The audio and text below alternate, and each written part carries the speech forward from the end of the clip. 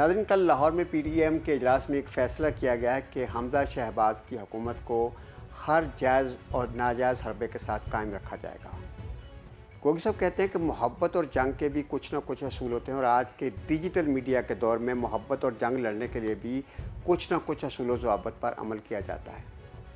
लेकिन ये हमारी सियासत के अंदाज़ कैसे हैं कि वो लोग जो जमहूरियत के चैम्पियन बने हुए हैं, जो जमहूरियत के अलम बरदार हैं, वो आज बांगे दुल ये ऐलान कर रहे हैं कि हमजा शहबाज की हुकूमत को बचाने के लिए तमाम गैर जमहूरियत कंडे भी इस्तेमाल करने पड़ें तो वो करेंगे।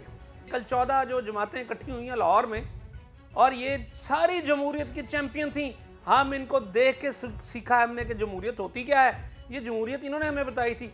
कल 14 जमातों के दिल तो नहीं जुड़े थे, सर जोड़े थे। किसके लिए? गैर जमहूरी इक़दाम के लिए सर जोड़े इन्होंने। यार को खुदा का वास्ता है, कुछ तो सोच लें।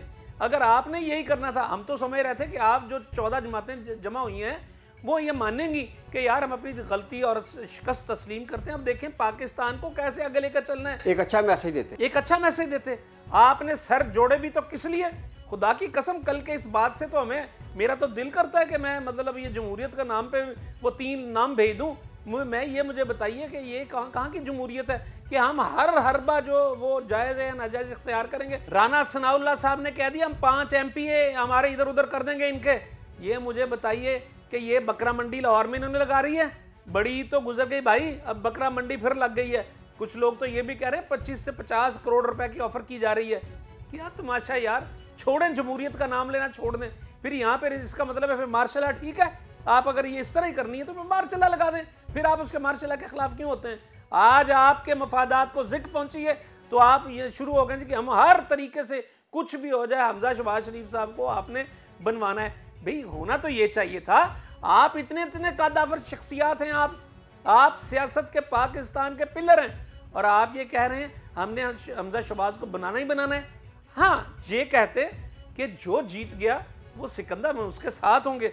ये जमहूरियत होती है। तो साहब, जो मरियम नवाज के हवाले से बयान आया, जो उनकी राय है, ये उस हवाले से भी हमें कुछ ब्रीफ करें। जी, मरियम नवाज साहबा ने तो इनसे कहा था ना, उन्होंने तो ट्वीट भी किया था कि भाई हम शिकस्त तस्लीम करते हैं, हमें अपने गलतियों का जो है उस पर उसको देखना चाहिए कि कहाँ गलती हुई, फिर उसको सुधारना चाहिए।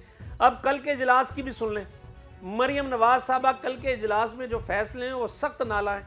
उन्होंने कहा ये आप क्या बात कर रहे हैं, आप हम खुले दिल से हमने तस्लीम करनी चाहिए। आप फिर वही उसी काम में चली गई। अगर यही मामला रहा तो फिर मैं ऐसी सियासत छोड़ दूंगी। मैं नहीं फिर सियासत में आती। फिर आप जाने, आपका काम जाने। वो तो पता ही आपको पहले भी इनसे नाला है। अब आप मुझे ये बताइए कि वो इलेक्शन से पहले उनको कोरोना हो गया, वो करंटीना में चली गई और मुझे लगता है भाई वो अब सियासत में से भी करंटीना में चली जाएंगी, ऐसी सियासत से। और एक और बड़ी दिलचस्प खबर है अपने गोगी साहब को पता चला कि राजा रियाज जो हैं, जो नून लीग के टिकट की वजह से उस तरफ गए थे, वो कह रहे हैं कि अब मैं नून लीग का टिकट ही लूँगा। ये देखिए, अब वो जो लोग कहते थे कि नवाज शरीफ साहब खंबे को भी अगर टिकट दे दें तो वो भी जीत जाएगा, किधर गया खंबा भाई? ओए अब तो लोग उनके नहीं जीते जिनको आपने टिकट दे दी है, जिन पे आपको बड़ा मान था वो नहीं जीते, भट्टा ही बैठ गया।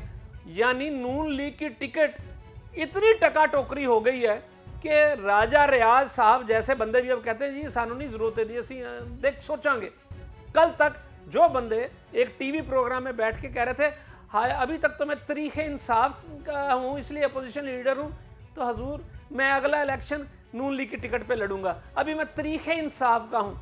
और अब आप मुझे बताइए तरीक़े इंसाफ साहब, राजा साहब आप अभी भी सोए में ये जाग गए? उनको पता है कि नून लीग तारीख का हिस्सा बन गई है जी। अगर आप तरीक़े इंसाफ में नहीं है तो तरीक़े नून लीग में भी नहीं है। अब आप तो फिर किस में है भाई? वो आप तारीख में आपका नाम होना भी है या नहीं, या आपका नाम भी उन्हीं में होगा जो 20 बंदे चले गए, उन्हीं में लिखा जाएगा तारीख में आपका नाम। और गोगी साहब हमें इस वक्त जो पंजाब असम्बली में ताज़ा तरीन सूरत से आगाह करें कि हमजा शहबाज की जो मीटिंग्स हो रही हैं अपनी पार्टी के कारकुनों से, और दूसरी तरफ जो चौधरी से मुलाकात है जरदारी साहब की, उसके क्या नताइज सामने आ रहे हैं, कौन वज़ीर आला बनने जा रहा है? देखें जी, ये बात तो अजहर मिन शम्स है कि परवेज़ लाई के चांसेस बहुत ज़्यादा जो हमें नज़र आ रहा है। आपको याद होगा, हम आपको बता भी दें, कल जो इजलास बुलाया था हमजा शहबाज शरीफ साहब ने अपने अरकान का, तो आपको पता है उसमें कितने अरकान गए हैं?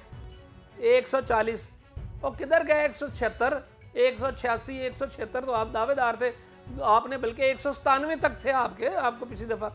तो मुझे बताएं कहाँ गए बाकी 30-35 अरकान कहाँ गायब हो गए? ज़रा पता करें हमजा शहबाज शरीफ साहब, आप पता करें, मसाजिद में ऐलान कराएं, कहीं वो अंडे इधर तक हैं, अंडे किधरे तक, कुड़कुड़ किधरे, वो हिसाब तो नहीं हो रहा, ज़रा चेक कर लें। अब अगली बात भी सुन लें, जो जरदारी साहब तशरीफ़ ले गए थे चौधरी शुजात साहब की तरफ, तो हजूर चौधरी साहब ने उनको, आपको पता वो बड़े मेहमान नवाज हैं, अच्छे अंदाज में उनको उन्होंने भिंडियाँ खिलाई, भिंडी गोश्त, आपको पता जरदारी साहब बड़े शौक से भिंडी खाते हैं, उन्हें भिंडी गोश्त खिलाया।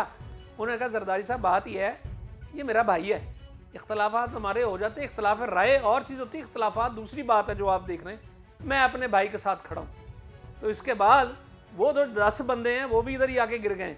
तो भाई साहब ये तो सूरत क्लियर हो गई है। हमजा शहबाज शरीफ साहब अब आप देख लीजिए कि किसके सर पे हुमा बैठेगा। वजारत आला पंजाब का हुमा अब आपके सर पे तो नहीं बैठने लगा जो हमारी इतलात हैं, बाकी अल्लाह जानता क्या होगा क्या नहीं।